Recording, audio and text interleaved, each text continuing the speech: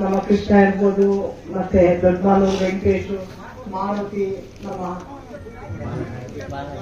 ನಾಗರೆಡ್ಡಿಯವರು, ಬಾಲಾಜಿಯವರು, ಹಾಗೆ ಎಲ್ಲ ಕಾಣ್ತಾ ಇದ್ವಿ. ಇಲ್ಲೆಲ್ಲ ಮುಖಂಡರುಗಳಿದ್ದೀರಾ. ಹಾಗಾಗಿ ನಿಮ್ಮೆಲ್ಲರ ಒಂದು ಇಚ್ಛೆಯಿಂದ ಈ ದೇವಸ್ಥಾನ ಪುನಃ ನಿರ್ಮಾಣ ಆಗಿದೆ. ಹಾಗಾಗಿ ಈ ಒಂದು ಸಂದರ್ಭದಲ್ಲಿ ನಾನು ಸುದ್ದಿ ಮಾಧ್ಯಮದವರೆಗೂ, ಆರಕ್ಷಕ ಸಿಬ್ಬಂದಿಯವರೆಗೂ ನನ್ನ ಒಂದು ಗಮನವನ್ನು ತಿಳಿಸ್ತೀನಿ. ದೇವರು ಯಾವತ್ತೂ ಎಲ್ಲರಿಗೂ ಒಂದು, ದೇವರಲ್ಲಿ ಯಾವತ್ತೂ ಜಾತಿ ಭೇದ ಇಲ್ಲ. ಅವನ ಯಾರು ಇವನ ಯಾರು ಅಂತ ಯಾರು ಕೇಳಲ್ಲ. ಆದ್ರೆ ಅದನ್ನ ನಾವುಗಳು ಮಾಡ್ಕೊಂಡ್ಬಿಟ್ಟಿದೀವಿ ಅಷ್ಟೇ. ಇವತ್ತು ಎಲ್ಲರೂ ಇವತ್ತು ನೋಡಿ, ಯಾರಿಲ್ಲ ಅಂತ ಇಲ್ಲಿ ಹೇಳ್ತೀರಾ, ಬ್ರಾಹ್ಮಣರು ಆದಿಯಾಗಿ ಇಲ್ಲಿದ್ದಾರೆ, ಹೌದಲ್ವಾ?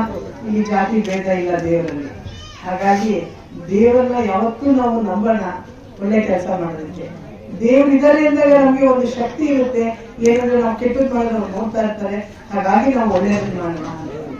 ಹಾಗಾಗಿ ಆ ದೇವರ ನಂಬಿಕೆಯನ್ನು ಉಳಿಸ್ಬೇಕು ಅಂದ್ರೆ ನಾವು ಜನಪರವಾದ ಕಾರ್ಯಕ್ರಮವನ್ನ ಮಾಡಬೇಕು, ಜನಗಳಿಗೆ ಸಹಾಯವನ್ನ ಮಾಡಬೇಕು. ಹಾಗಾಗಿ ದೇವರ ಒಂದು ದೃಷ್ಟಿಯಲ್ಲಿ ನಾವೆಲ್ಲರೂ ಸಮಾನರೇ, ನಾವೆಲ್ಲರೂ ಅವರ ಮಕ್ಕಳೇ. ಇವತ್ತು ಸನ್ಮಾನ್ಯ ರಾಜೇಂದ್ರ ಬರ್ಬೇಕಿತ್ತು, ರಾಜೇಂದ್ರ ಅವರು ಬರ್ಬೇಕಿತ್ತು. ಆದ್ರೆ ವಿಧಾನಸಭೆ ನಡೆಯೋದ್ರಿಂದ ಅವರಿಬ್ರು ಬರಕ್ ಆಗದೆ ಇರೋದ್ರಿಂದ ನಾನು ಇವತ್ತು ಬರುವಂತದ್ದು.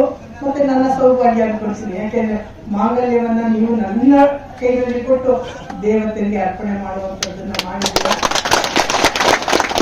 ನಾನು ಯಾವಾಗಲೂ ಇದಕ್ಕೆ ಕೃತಜ್ಞತೆಯಾಗಿರ್ತೀನಿ. ಹಾಗಾಗಿ ಇವತ್ತು ಕಾಲೋನಿಯಲ್ಲಿ ಮುಖ್ಯವಾಗಿ ನಾವೆಲ್ಲ ನೋಡ್ತೀವಿ.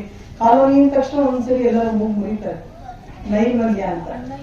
ಏನಂದ್ರೆ ಅಚ್ಚುಕಟ್ಟಾಗಿ ಇರಲ್ಲ ಅನ್ನೋದು ಒಂದೇ ದೃಷ್ಟಿ ಎಲ್ಲರಲ್ಲಿ ಭಾವನೆ ಇದೆ.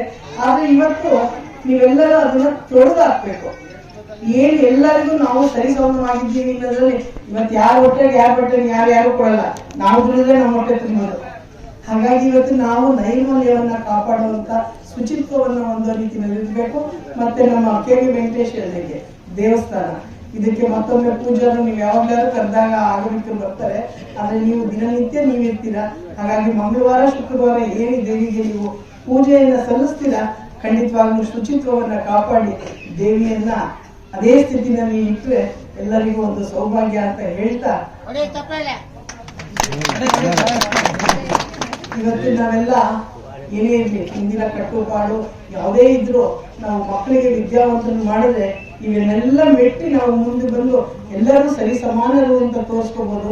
ಹಾಗಾಗಿ ನೀವೆಲ್ಲರೂ ಮುಂದಿನ ದಿನಗಳಲ್ಲಿ ನಿಮ್ಮ ಮಕ್ಕಳಿಗೆ ಒಳ್ಳೆ ವಿದ್ಯಾಭ್ಯಾಸವನ್ನ ಕೊಟ್ಟು ಅವರನ್ನ ಸತ್ಪ್ರಜೆಯನ್ನು ಮಾಡಬೇಕು ಅಂತ ಮತ್ತೊಮ್ಮೆ ದೇವಿಯಲ್ಲಿ ನಮಸ್ಕರಿಸುತ್ತಾ ನನ್ನನ್ನ ಕರೆದು ಇಲ್ಲಿ ನನಗೆ ಈ ಒಂದು ಅವಕಾಶವನ್ನು ಕಲ್ಪಿಸಿದಂತ ತಮ್ಮೆಲ್ಲರಿಗೂ ಮತ್ತೊಮ್ಮೆ ನಾನು ನನ್ನ ಗಮನಗಳನ್ನು ತಿಳಿಸ್ತೀನಿ. ನಮಸ್ಕಾರ. ದೇವಸ್ಥಾನ ಹಂಗಾಗ್ಬಿಟ್ಟು ಎಲ್ಲ ಸ್ವಲ್ಪ ಶಿಥಿಲವಾಗಿತ್ತು. ಹಂಗಾಗ್ಬಿಟ್ಟು ಸುಮಾರು ನಮ್ಮ ಎಲ್ಲ ಮುಖಂಡರು ನಮ್ಮ ಅವರ ರಾಜೇಂದ್ರ ಸಾಹೇಬ್ರನ್ನ ಮತ್ತು ರಾಜೇಂದ್ರ ಸಾಹೇಬ್ರನ್ನ ಹೋಗಿ ಕೇಳ್ಕೊಂಡಾಗ ಅವ್ರಿಗೆ ಏನ್ ಬೇಕಾದ್ರೆ ಸಾಕಷ್ಟು ಹಂಗಾಗ್ಬಿಟ್ಟು ಇವತ್ತಿನ ದಿನ ಈ ಒಂದು ಪ್ರತಿಷ್ಠಾಪನಾ ಕಾರ್ಯಕ್ರಮ ಚೆನ್ನಾಗಿ ನೆರವೇರಿಸ್ತು. ಇನ್ನು ಮುಂದೆ ಎಲ್ಲ ನಮ್ಮ ಕಾಲೋನಿ ಹೆಣ್ಮಕ್ಳಿಗೆ ಹೇಳ್ತಾ ಇದ್ದೀನಿ, ಒಬ್ಬರು ಯಾರು ಇದು ಮಾಡ್ಕೊಂಡೆ ಈ ಒಂದು ದೇವಸ್ಥಾನ ನೀವು ಅಚ್ಚುಕಟ್ಟಾಗಿ ನಡೆಸ್ಕೊಂಡು ಹೋಗ್ಬೇಕು. ಈ ಪ್ರತಿಷ್ಠಾಪನೆ ಮಾಡೋದು ಇಂಪಾರ್ಟೆಂಟ್ ಅಲ್ಲ, ಇನ್ನು ಮುಂದೆ ಇರೋದು ನಿಮ್ದು ಎಲ್ಲ ಅಚ್ಚುಕಟ್ಟಾಗಿ ಒಂದು ಪ್ರತಿ ವಾರನೋ ವಾರಕ್ಕೆ ಒಂದ್ಸರಿ 15 ದಿನಕ್ಕೆ ಒಂದ್ಸರಿ ಎಲ್ಲ ತೊಳೆದು ಅಚ್ಚುಕಟ್ಟಾಗಿ ಪೂಜೆ ಮಾಡಿಸ್ಕೊಂಡು ಹೋಗ್ಬೇಕು. ಇಲ್ಲ ನಾವು ಒಂದು ತರ ಮಾಡಿದ್ರೆ ಏನು ಪ್ರಯೋಜನ ಆಗೋದಿಲ್ಲ. ನೀವೇ ನೋಡ್ತಾ ಇದ್ರು 3 ದಿವಸದಿಂದ ಎಷ್ಟೊಂದು ಕಾರ್ಯಕ್ರಮ ಎಷ್ಟು ಅಭಿಯಾನ ನಡೀತು ಅಂತ ಹೇಳ್ಬಿಟ್ಟು ಹಂಗಾಗ್ಬಿಟ್ಟು ಎಲ್ಲ ತಮ್ಮಲ್ಲಿ ಮನೆ ಮಾಡ್ಕೊಳ್ತೀನಿ.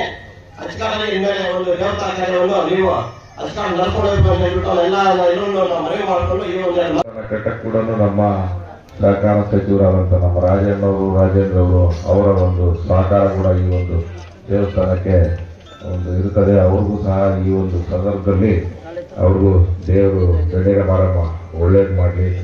ಏನು ಎಲ್ಲರೂ ಸೇರಿ ಈ ಒಂದು ಕಟ್ಟಿದ್ದೀರ ದೇವಸ್ಥಾನ, ನಿಮ್ಮೆಲ್ಲರಿಗೂ ಸಹ ಈ ಒಂದು ಗಣ್ಯರ ಮಾರಮ್ಮ ಆಶೀರ್ವಾದ ನಿಮ್ಮೆಲ್ಲ ಇರಲಿ ಅಂತ ಹೇಳಿ ನನಗೆ ಮಾತನಾಡಲು ಅವಕಾಶ ಮಾಡಿಕೊಟ್ಟು